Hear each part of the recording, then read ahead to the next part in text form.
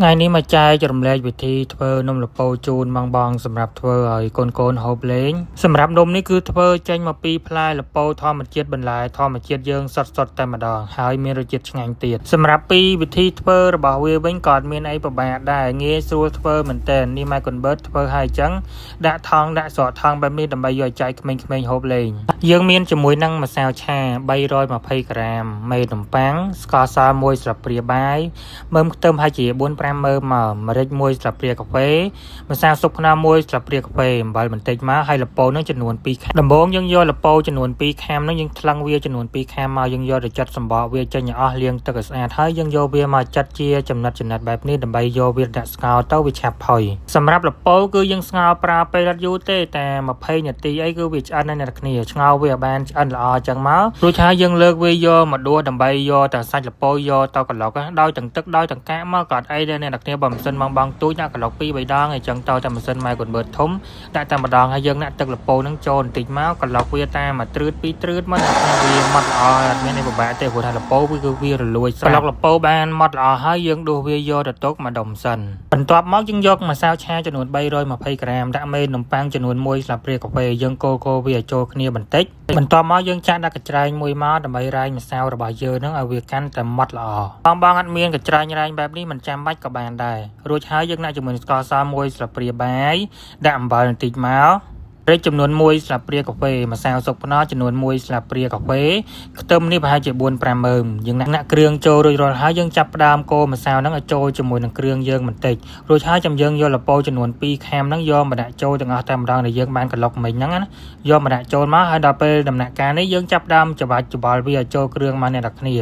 ដាក់ទាំងក្តៅកំចាំរលលពោត្រជាក់ដាក់ទាំងក្តៅបើសិនជាលពោត្រជាក់យើងច្របាច់ទៅម្សៅគឺវាអត់ចូលគ្នាល្អទេព្រោះថាម្សៅឆាវាគឺវាត្រូវការកម្ដៅយើងកាច់កម្សៅរហូតតតែម្សៅនឹងលែងស្អិតជាប់ដៃលែងស្អិតជាប់បធន់ប៉ុណ្ណឹងមកគឺបានហើយអ្នកនរគ្នាយើងចាប់ផ្ដើមវាដូចឲ្យនំសំយើងធ្វើវាដូចនំសំជ្រូកចឹងហើយយើងយកវាទៅដាក់ក្នុងស្បៃមួយមករុំវាឲ្យជិតដើម្បីយើងយកនំរបស់យើងនឹងទៅចំហុយនេះរុំដូចម៉ែកូនបឺតធ្វើឲ្យមើលចឹងយកស្បៃមកធ្វើអ្នកនរគ្នាខ្ញុំណែនាំឲ្យប្រើស្បៃបន្ទាប់មកយើងដាំទឹកឲ្យពុះបែបនេះមកយកឆ្នាំងយកមកដាក់ចំហុយយកនំយើងមកដាក់ក្នុងឆ្នាំងនឹងយើងចំហុយរយៈពេល2 ទៅ 3 ម៉ោងបាននំនឹងឆ្អិនក្រោយពីម៉ែកូនបឺតចំហុយបាន2 ម៉ោងជាងអ្នកនរគ្នាយើងយកឈើអ្វីស្រួចមួយមកយកមកចាក់មើលបើសិនជាលែងមានម្សៅជាប់នឹងឈើនឹងហើយមានន័យថានំរបស់យើងនឹងគឺឆ្អិននឹងឃើញអ្នកនរគ្នានេះយើងចាក់មើលអញ្ចឹងតែលែងមានម្សៅជាប់នឹងឈើបែបនេះនំរបស់យើងគឺឆ្អិនឲ្យលើកយកមកទុកឲ្យត្រជាក់ទុករហូតតរវាត្រជាក់ចាំយកទៅដាក់នៅក្នុងទូទឹកកកនេះត្រជាក់ឡើងក្រៀមបែបនេះយើងយកទៅដាក់នៅកន្លែងកកដាក់កន្លែងជាន់លើគេមកកន្លែងកកទុករយៈពេល4 ទៅ 5 ម៉ោងម៉ែកូនបឺតទុកបានប្រហែលជា5 ម៉ោងទៅដកចេញពីកន្លែងកកហ្នឹងយកមកដាក់ឲ្យជាន់ទី2ដោយសារយើងអត់មានពេលធ្វើយើងទុកមកយប់ទល់ភ្លឺខ្លាចវារឹងពេកចឹងដល់យកមកទុកឲ្យកន្លែងជាន់ទី2ហ្នឹងមកដល់ទៅពេលធ្វើបានម៉ែកូនបឺតទៅយកមកចាត់ធ្វើចឹងអ្នកនរគ្នានេះចាត់វារៀងស្ដើងបែបនេះធ្វើយ៉ាងម៉េចបងទាំងអស់គ្នាចាត់នំនេះឲ្យបានស្ដើងកាន់តែស្ដើងកាន់តែល្អកាន់តែស្ដើងពីពេលដែលយើងយកហាលថ្ងៃទៅគឺវាឆាប់ស្ងួតចាត់វាបានចំណិតស្ដើងហើយយើងយកវាទៅដាក់លើថាសមួយកញ្ច្រែងក៏បានប្រើថាសក៏បានដើម្បីយើងយកទៅហាលថ្ងៃដោយសារយើងអត់មានអាម៉ាស៊ីនសម្រាប់កម្ដៅបើសិនជាយើងមានអាម៉ាស៊ីនកម្ដៅធំដូចគេយើងយកដាក់ក្នុងម៉ាស៊ីនកម្ដៅទៅអាហ្នឹងលឿនឆាប់បានធ្វើហូបតែម្ដងប៉ុន្តែយើងអត់មែនអ្នកធ្វើបែបរោងចក្រណាអ្នកនរគ្នាយើងធ្វើបែបលក្ខណៈគ្រួសារចឹងហើយយើងចាត់បែបនេះហើយយកទៅដាក់វាហាលថ្ងៃរយៈពេល1ថ្ងៃទៅយប់បើសិនជាមានថ្ងៃហាលតែ1ថ្ងៃទៅយប់បានហើយតែបើថាអត់មានថ្ងៃទេហាលបានតែ3-4 ម៉ោងអ្នកនរគ្នាព្យាយាមហាលបាន 2-3 ថ្ងៃទៅដើម្បីឲ្យនំរបស់យើងហ្នឹងក្រៀមល្អបានអាចយកបំពងបានអ្នកនរគ្នាយើងហាលវាឡើងក្រៀមឡើងស្ងួតល្អបែបនេះហើយកាច់លឺសូរតែផុសអាហ្នឹងគឺយើងអាចយកទៅចៀនមកនេះឃើញទេកាច់តែទៀតយកមកទៀតនេះយើងកាច់លឺសូរតែនេះកាច់លឺសូរតែផុសអញ្ចឹងយើងហាលវាតតែក្រៀមបែបហ្នឹងបានយើងហាលវាតតែក្រៀមដូចម៉ែកូនបឺតកាច់ឲ្យមើលអញ្ចឹងអាហ្នឹងមិនអាចយកមកបំពងបានយើងដាក់ខ្លាញ់ឲ្យក្តៅខ្លាញ់នេះគឺត្រូវតែក្តៅខ្លាំងតែម្ដងអ្នកទាំងអស់គ្នាបងមានខ្ទះធំដាក់ខ្ទះធំក៏បានខ្ទះទូចចេះយើងដាក់បន្តិចបានហើយព្រោះថានំហ្នឹងដល់ពេលដែលយើងដាក់ចូលខ្ទះទៅគឺវាឡើងពេញខ្ទះបងដាក់ច្រើនពេកយើងបំពងទាំងជៀនទៅគឺវាអត់ឆ្អិនល្អទេអញ្ចឹងហើយយើងដាក់បន្តិចទៅតាមបរិមាណខ្ទះរបស់យើងខ្ទះធំដាក់ធំខ្ទះទូចយើងដាក់ទូចដាក់បន្តិចអញ្ចឹងម៉ែកូនបឺតដាក់តែ3-4 ចំណិតទៅឃើញអ្នកទាំងអស់គ្នានេះបំពងអញ្ចឹងបានឆ្អិនល្អ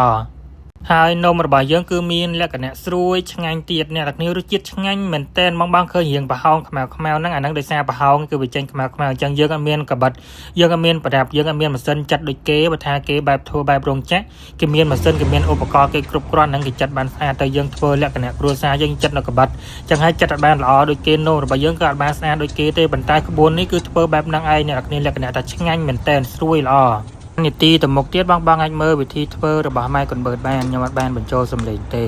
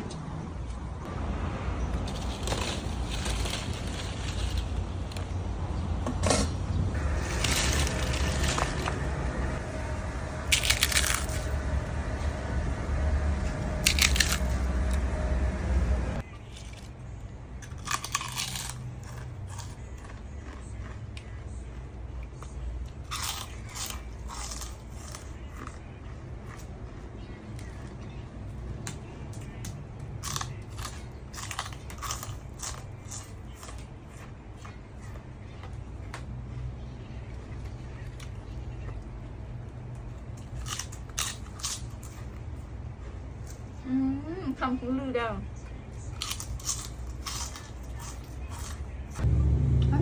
cái hình thằng cái yếu đấy ឥឡូវនំរពោរបស់យើងគឺបំពងរួចរាល់នេះអ្នកគ្នាតំណងគួរឲ្យឆ្ងាញ់មែនទែនខាំស្រួយស្រកនេះបំពងឲ្យកូនយើងហូបលេងអញ្ចឹងនេះអត់មានសារធាតុគីមីទេអ្នកគ្នាយើងធ្វើតែខ្លួនឯងហ្នឹងកុនបឺតខាំគ្រប់អ្នកគ្នាឃើញទេយើងមានសារធាតុគីមីធ្វើចេញពីពោលើកលពោអ្នកគ្នានេះធ្វើតែមកចាហៀងណាលពោនោះមកចាហៀងលពោនេះទុកឡើងស្វិតអស់អ្នកគ្នាព្រោះថាយើងធ្វើ3 4ថ្ងៃបានអាចបំពងបានយ៉ាងហាលថ្ងៃឡើងក្រៀមព្រោះថាមានថ្ងៃហាលវាប្រហែលថ្ងៃនេះភ្លៀងជាប់រហូតមកអ្នកគ្នាហាលតម្រុំតែឈ្ងួតនេះឆ្ងាញ់រសជាតិឆ្ងាញ់ណាអត់មានធុងលិនលពោទេណាអត់មានធុងលិនលពោទេអ្នកគ្នាធ្វើចេញមកពីលពោដាក់ជាមួយនឹងម្សៅឆាតែប៉ុណ្ណឹងឯងនេះតំណងមែនទែនគ្រប់បងអាចសាធ្វើឲ្យកូនហូបបានណាឆ្ងាញ់អ្នកគ្នាធ្វើចេញមកពីបន្លែលពោយើងធម្មជាតិតែម្ដងដល់វីដេអូមុនខ្ញុំមកធ្វើឲ្យបងមើលដែរប៉ុន្តែបងគាត់ថាសូមវីដេអូម្ដងទៀតព្រោះថាមុនគាត់រត់ឃើញគាត់ចង់ធ្វើឲ្យកូនគាត់ហូបណានេះតំណងឲ្យធ្វើតែមិនតិចទេអ្នកគ្នានេះធ្វើលពោប្រហែលខាំអានេះលពោ2ខាំម្សៅឆា3ខាំអូធ្វើតែលពោ2ខាំមើលបងឃើញបានឡើងមកកណោនេះទាំងអស់គ្នាអើយបងចង់ធ្វើលក់ក៏បានដែរណាឃើញមកកូនមើលហូបតំណងឆ្ងាញ់មែនតើមកបងធ្វើលក់ក៏បានដែរហូបវឹកមាត់ហូបជាប់មាត់ហ្មងឆ្ងាញ់ជាប់មាត់ផ្អែមជាប់មាត់នេះទាំងអស់គ្នាកូនខ្ញុំកូនមើលបានហូបទៀតឃើញទេហើយកូនយើងហូបលេងអញ្ចឹងអ្នកទាំងគ្នា